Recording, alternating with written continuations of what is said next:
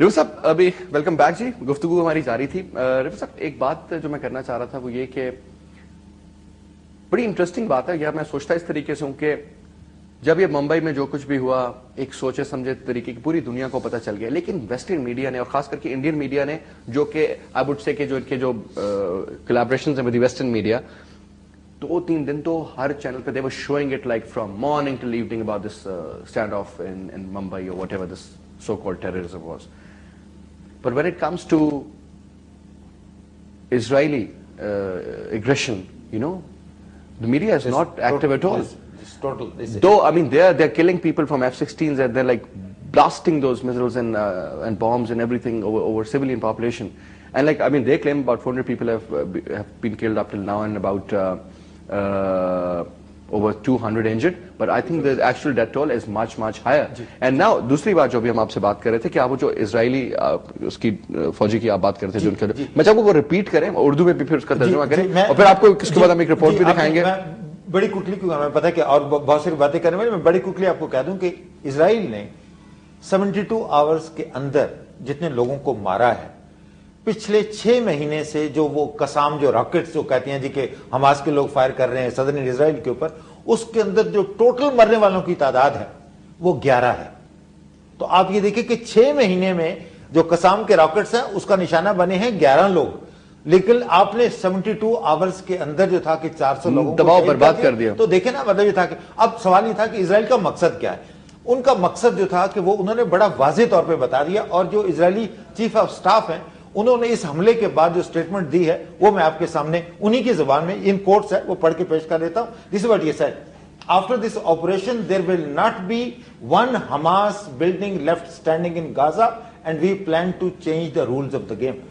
It is quite obvious. They want to destroy the Hamas leadership اور اس کے بعد جو ہے وہ اپنی مرضی کی ایک پاپٹ حکومت جو ہے وہ وہاں پہ مسلط کرنا چاہتے ہیں. تو اردو میں اس کا ٹرانسلیشن یہ ہوا جی کہ اس حملے کے بعد آپ کو حماس کی ایک بلڈنگ بھی پورے غازہ کے اندر جو تھا کہ آپ کو کھڑی نظر نہیں آئے گی, اور اس کے بعد جب ہم یہ مقصد حاصل کر لیں گے اس کے بعد جو رولز آف چاہے اس میں کئی لاکھ لوگ مر جائیں کیونکہ انہوں نے ابھی تو گراؤنڈ اٹیک بھی کرنا ہے. This is absolutely the plan. That is why کہ جو OIC کی طرف سے ایک بیلیٹڈ کوشش ہوئی کہ جی وہاں پہ ایک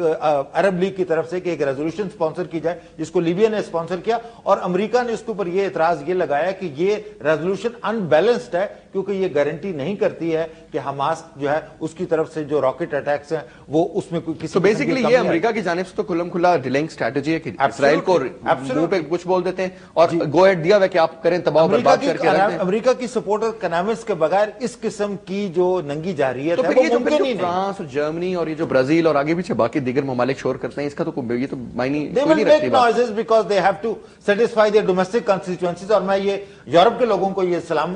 تھا کہ ضرور خراج عقیدت پیش کروں گا, اور خاص طور پہ امریکہ کے عوام کو بھی, کہ انہوں نے اپنی حکومت کی اس جو تھا کہ پالیسی کی مخالفت کرتے ہوئے اس کے اوپر بڑا ایک شدید احتجاج کیا ہے. اور مجھے بڑے افسوس سے کہنا پڑتا ہے کہ پاکستان جہاں میں لوگوں کے اندر جو تھا کہ جذبہ پایا جاتا تھا, ہم پہلے پروٹیسٹ دیکھتے تھے, اس قسم کے پروٹیسٹ جو ہیں وہ اب نا جی آپ جذبے کی بات کرتے ہیں. ابھی ہم آپ کو ایک رپورٹ دکھائیں گے, لیکن میں چھوٹی سی پہلے ایک چیز ایڈ کر لوں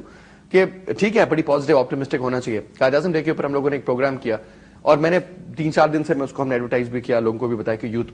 قومیں جو ہوتی نا, ہم نعرہ لگا لینے سے کہ ہم زندہ قوم ہے پائندہ قوم ہے, قوم نہیں بن جایا جاتا. قائد اعظم ڈے کے اوپر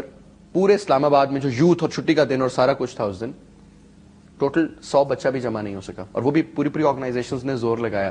سو دی پوائنٹ از کہ صرف قوموں میں, اور پھر یہ چیز ہم دیکھتے ہیں تو یہ جذبے ہمیں ایران میں نظر آتے ہیں, یہ جذبے ہمیں فلسطین میں نظر آتے ہیں اگر دیکھا جائے تو یہ بڑا ایک لمبا ایک اور چیپٹر یہاں پہ ہو جائے گا کہ وی نیڈ ٹو نو, سوئی بھی قوم کو ہمیں آج کے دور میں ایک اقبال چاہیے. بالکل صحیح, تاکہ وہ پوری کی پوری وہ بیداری. دس از دا پرابلم. رازین فی الحال ایک ہم آپ کو دکھاتے ہیں جی ایک ڈاکیومنٹری جو کہ ہم نے پریپیئر کی ہے, اور اس کے بعد کیونکہ جب امیگریشن کی بات کریں اور جس طریقے سے انہوں نے کہا کہ حماس کی مکمل طور پہ نیست و نابود ختم کرنا چاہتے ہیں اسرائیلی ان کو, اور اس میں کتنا نقصان ہو رہا ہے. اور خود سوچئے کہ ایک شہر کے اوپر اگر آپ راکٹ سے آپ جہازوں سے بم پھینک رہے ہیں اور آپ یہ کہہ رہے ہیں جی یہ اسپیسیفک ٹارگٹ کلنگ کر رہے ہیں, تو وہ ممکن نہیں ہے. But just show you documentary, have a look and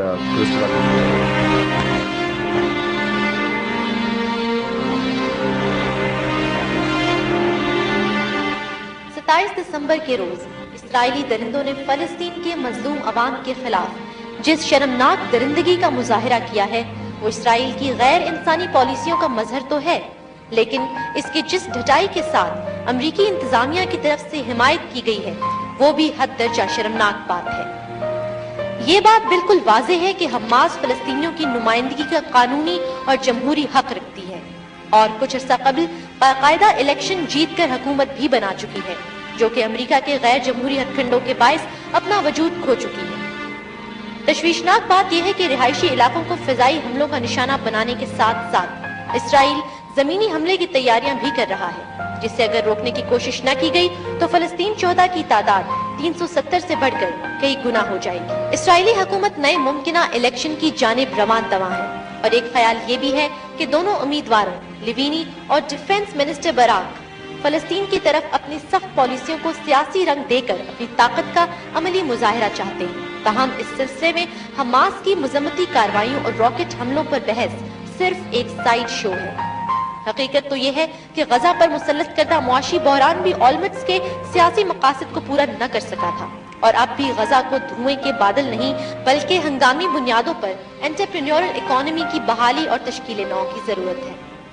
اقوام متحدہ کی بے بسی تو ایک طرف،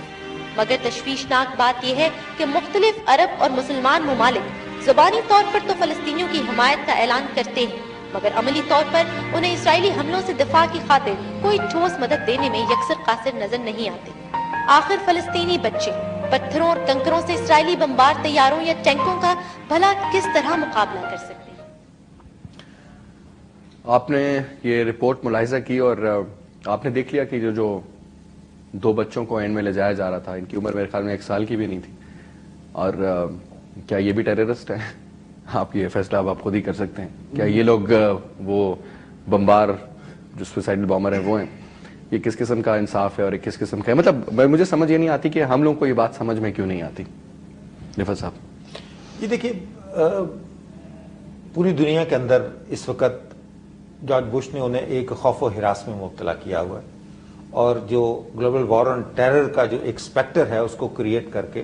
وہ نہ صرف انہوں نے خود اپنا دوسری دفعہ انہوں نے الیکشن جیتا، بلکہ پوری دنیا کے اوپر بھی یہ خطرہ جو ہے وہ انہوں نے مسلط کیا ہوا ہے۔ اور اس حوالے سے میں سمجھتا ہوں کہ بدقسمتی سے انہوں نے جو ٹیررسٹ ہیں ان کو عرب اور خاص طور پہ عرب سے آگے پھر مسلمانوں کے ساتھ انہوں نے اس طریقے سے نتھی کر دیا ہے کہ کوئی بھی بات جب مسلمانوں کے اوپر ظلم بھی ہو رہا ہو تو وہ اس کے لیے لوگ جو ہیں وہ کچھ جواز ڈھونڈتے ہیں کہ کیا یہ ظلم ہو بھی رہا ہے یا نہیں ہو بھی رہا ہے۔ اور پھر یہ ہوتا ہے کہ میں آپ کو مزے کی بات بتاؤں کہ جتنی بھی امریکہ میں فلمیں بنتی ہیں جو کانسیپٹ ہے، کوئی ہائی جیکر ہو، کوئی ٹیررسٹ ہو، کوئی قاتل ہو، کوئی کچھ ہو، اس کی شکل بالکل عربی کی شکل بنا دی انہوں نے۔ جی